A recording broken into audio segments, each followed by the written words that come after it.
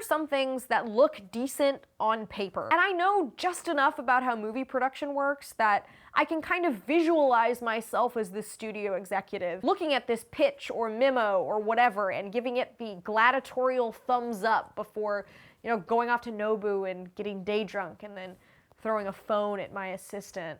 But then I start to think just a little bit harder about it, and I'm like, there's no way this would work. And these two hypothetical wolves inside me had this conversation in like maybe a second when I was looking for the Rocky Horror Picture Show, and I discovered that there exists, for some reason, a made-for-TV Rocky Horror remake directed by the guy who did High School Musical and featuring Victoria Justice of Victorious fame. This strange movie, which I can only describe as not quite a train wreck, but still the opposite of a masterpiece, aired on Fox in 2016. Some kind of remake was apparently in the works for years, and actually came out around the same time as all those live musicals did, like the Hairspray one with Ariana Grande, or the Cursed one with the green Mr. Schuster. Rocky Horror is my favorite of the midnight movie oeuvre?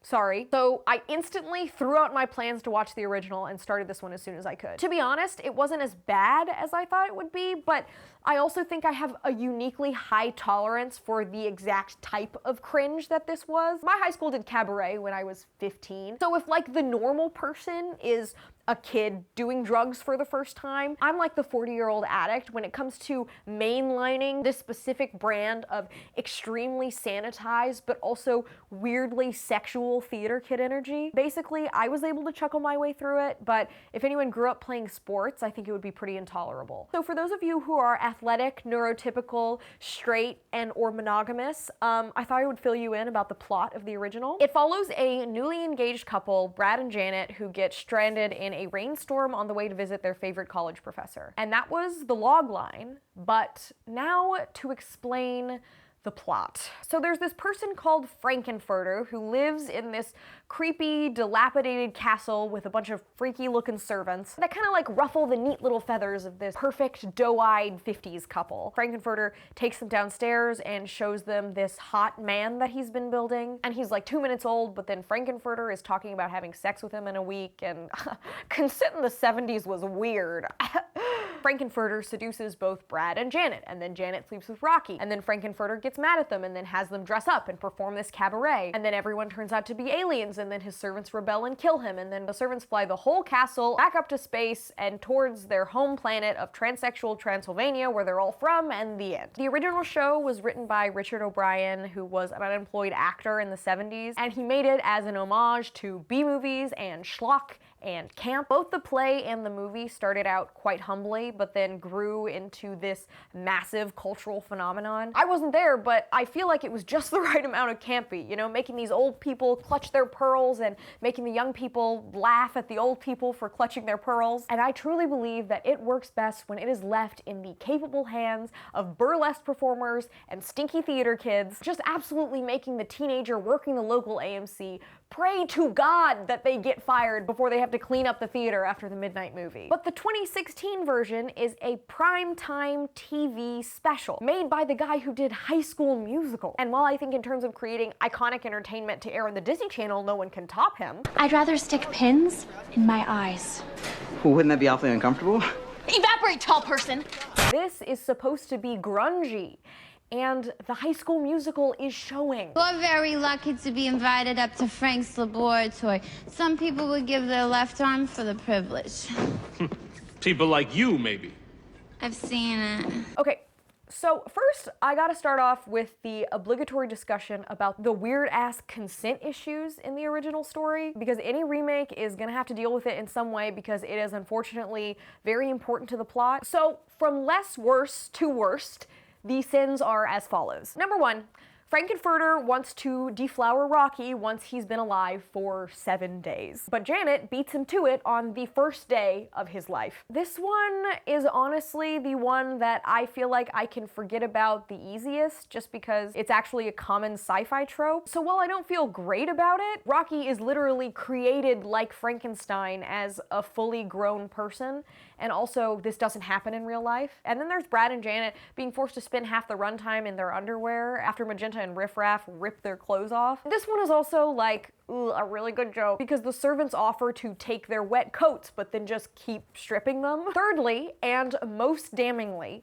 Frankenfurter seduces Brad and Janet, mimicking the voice of their partner like full Revenge of the Nerds style. I was wondering how this version was going to deal with that, especially right on the heels of the Me Too wave, and they dealt with it by literally not dealing with anything at all. I'm sure Kenny Ortega, or as I've been calling him, the High School Musical guy, maybe he thought that he was saved by the legacy script and the TV-14 rating. But like they both go in the script, I would have never have done that, that would have never happened, etc., etc. And not changing that is just the first choice that this movie makes that I want to mention, of which there are many. So in terms of the actual filmmaking, there isn't much to hate here, but there also isn't much to like. This is a TV movie, and it definitely feels like one, and if you can believe that, I actually say that with respect for Ortega. I feel like every freaky person who grows up in the theater wants to try their hand at Rocky Horror, and this is just the circumstance he was given to make it happen. It was probably his lot in life that they had to shoot this in like 3 weeks and for $1 million less than he would have liked. Sometimes you have like so many shots that you have to get to make the movie make sense visually and only so much time to get them. But then there's the look of the whole thing, which would have been easier to fix in pre-production. And I think that's where they're getting a lot of the cringe from. Wikipedia says that since he wasn't changing the script, Ortega wanted to do his own thing with like the vibe and direction. The costumes kind of invoke a high school production of Rocky Horror, but specifically what it would have been like if my high school did it in 2014. The dancer costumes are all network TV risque, which means that they had to do away with a lot of the burlesque looks in the original. But it's also trying to be timely, which means that it feels like Mumford & Sons and LMFAO figured out the costumes together. And it kind of gave me cultural whiplash, because Brad and Janet are still kind of dressed like they're in Greece, but then they get to the castle and everyone is party rocking like John McCain is still our biggest problem politically. The dancing is also trying to be risque, but it's like there are children watching, so it's not. There's a lot of like thrusting into the air and leaving room for Jesus. I am a fan of this man's work. Do not get it twisted. I think it's iconic. But without being to articulate this better, it's giving, we're having fun in the sun now that all the hard work is done. And it also feels like just how everything feels undershot, everything also feels kind of under choreographed. I noticed specifically where at one moment, Rocky is trying to get away from Frankenfurter and all her goons, and he's literally just shrugging them off as they're reaching for him, and I just remember thinking, this is so awkward, and I know the solution.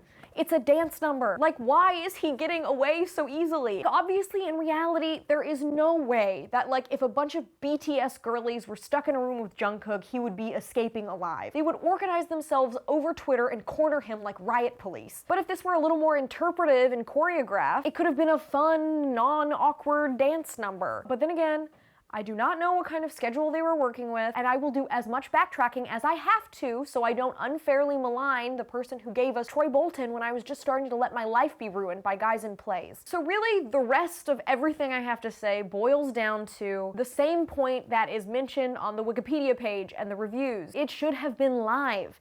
And I have no idea why it wasn't. This is the era where networks were putting on live musicals, some of which did really well. And they were cute and kind of kitschy and funny, and they stole a lot of really amazing talent from Broadway. The whole thing, honestly, kind of looks like it should be live. The sets don't really look lived in. They look reset by a tired stagehand at the end of the night. And when I mentioned the weird, sanitized energy that this movie had, I think it's because a lot of these actors are theater kids who are bringing this energy. Every beat, every line, every note feels choreographed and like it's played for the back of the house. What have they done with him? Oh, Brad! Oh, Brad! I think that all the actors struggle with this, but Brad might be the worst offender. It was almost like he was holding for laughter every time he made a face. Hospitality? All we wanted was to use your telephone. Damn it! A reasonable request, which you have chosen to ignore. What have you done with Janet? Nothing. I do think I should. But then, looking him up, I read that he's a very accomplished Broadway actor. And his performance really makes me think, like, Was this rehearsed and choreographed as a live show, but then changed last minute? Like, all of his choices would have worked if he was playing 8 shows a week to a 700-seat theater, but that's not the case for a camera 3 feet away where it's supposed to feel like it's happening for the first time. I think Laverne Cox as Frankenfurter is probably the only actor that left this unscathed. Rightfully so, I think. Although to everyone else's credit, there's no universe in which you can overact the character of Frankenfurter. Oh, I just love success. Here's a credit to your genius, master. Yeah. A triumph of your will. Yes. He's okay.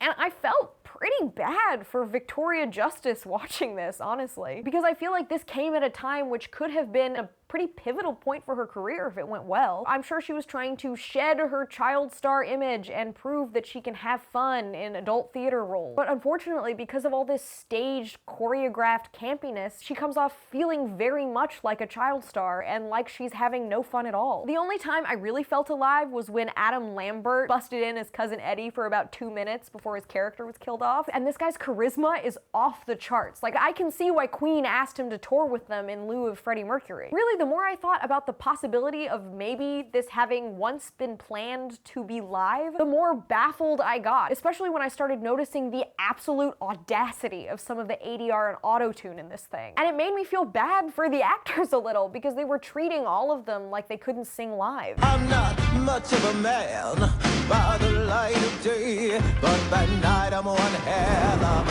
lover. You shook me up, took me by surprise. He had a pickup truck and the devil's eyes. With a bit of a mind flip, you're into the time slip. Which is a really bad look for Laverne Cox and Victoria Justice, who were the two, like, names attached to the show. And it kind of had me wondering, like, how much did they have to help these actors out? It made me think maybe they were gonna do it live, but then they signed a contract with these actors and they couldn't sing. And if I were the person who played Brad, I would be freaking pissed because I did not spend every summer of my youth at theater camp for people to think I needed help with Damn It, Janet. And the ADR, normally, it's a bad sign. Frankly, when they have to re-record a lot of dialogue, it bodes ill for a movie because it means that you weren't put together enough to get it right the first time.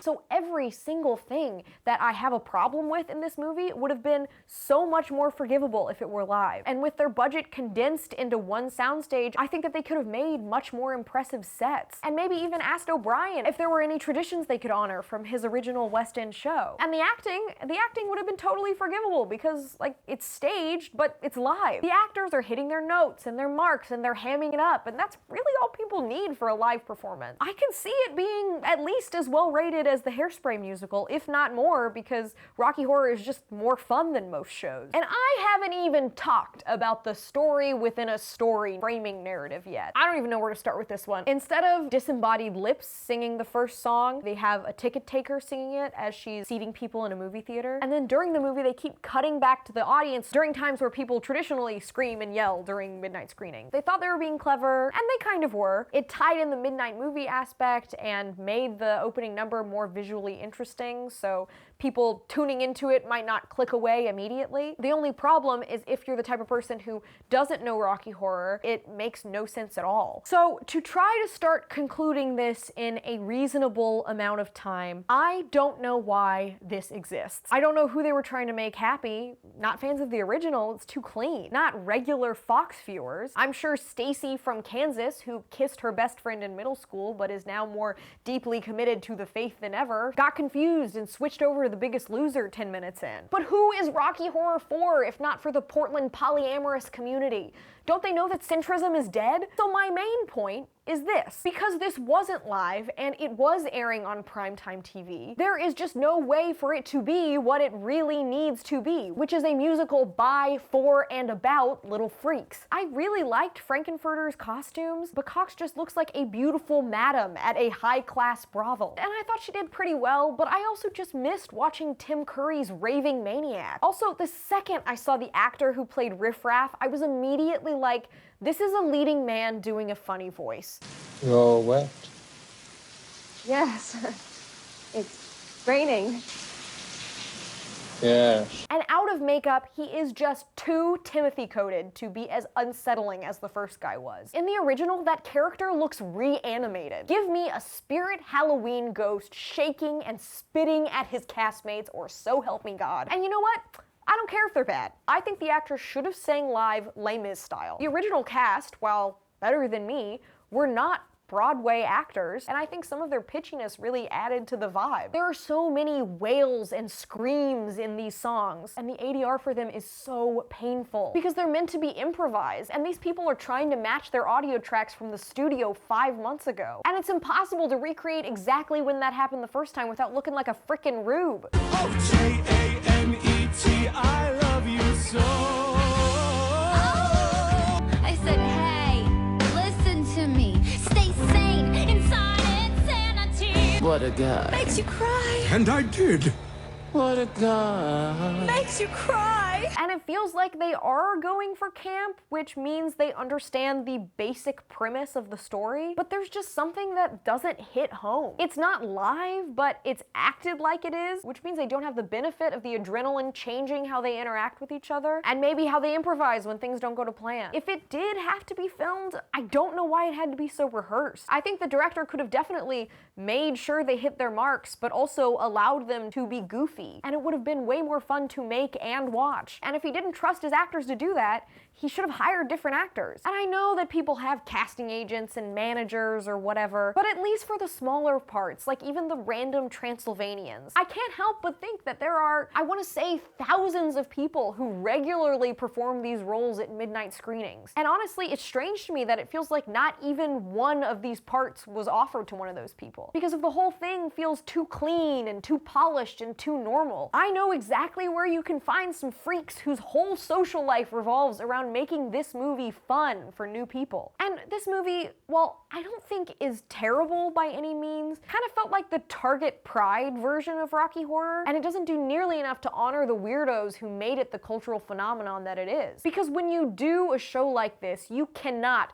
just perform it. You have to do your best to capture the magic of the original. You need to want to be unacceptable to mainstream audiences and to frickin' love it. And I know it's hard because there's no way to know if you've captured the same lightning in a bottle that the original had when you're doing it. And what makes a midnight movie so special is that no one knows what's gonna become of it when it's happening, but the waves of culture carry it farther than it ever would have gone on its own. James Franco played a great Tommy Wiseau. He got the cadence exactly right, but there is only one oh hi mark that matters to me, and it's the one that happened accidentally. And it makes me ask, why do this on network TV when it has to be sanitized? Why not do it live, where the actors can at least look like they're having fun? Why is it this concept that makes it all the way to air, when there are simply other musicals to put on or other networks to do this one? And why put yourself into all these boxes that will make you too polished and auto-tuned and over-rehearsed when freaks live forever?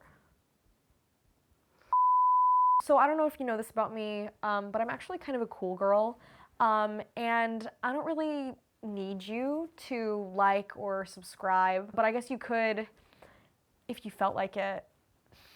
So at any rate, thanks for watching. Bye.